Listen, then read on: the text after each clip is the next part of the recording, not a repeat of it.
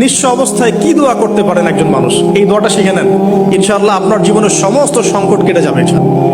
আমি নিজেও এই দোয়াটা বেশি বেশি করার চেষ্টা করি।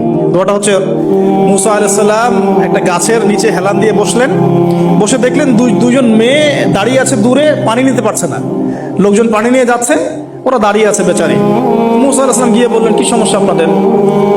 এটা নিয়ে আপনারা আবার মেয়েদের সাথে কথা বলার চেষ্টা করেন, ঠিক আছে? তো মাহারাম গায়রা মাহারাম মেনে চলেন। তারা বললেন যে আমাদের বাবা অনেক বৃদ্ধ মানুষ, আমরা পানি নিতে পারি না যতক্ষণ না আমাদের কম পানি নিয়ে চলে যায়।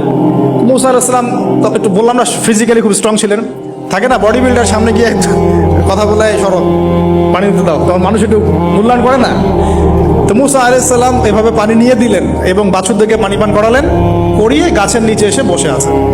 বসে বসে তিনি দোয়া করছেন, এই যে দোয়াটা তিনি দোয়া করছেন, রব্বি, একটা নেক কাজ করলেন, নেক কাজ করলেন না, মানুষের উপকার করলেন, নেক কাজ করে এসে গাছের নিচে বসে দোয়া করছেন, আল্লাহ এখানে তো আমার খাবার পানি বাসস্থান কিছুই নাই, আমি কি করব? রব্বি ইন্নী লিমা আনজালতা ইলাইয়া মিন খায়রিন ফাকির। অর্থ হচ্ছে, হে আল্লাহ, তুমি তোমার পক্ষ থেকে আমার উপরে যে নিয়ামতগুলো দিবে, আমি এর জন্য ফকির হয়ে বসে আছি।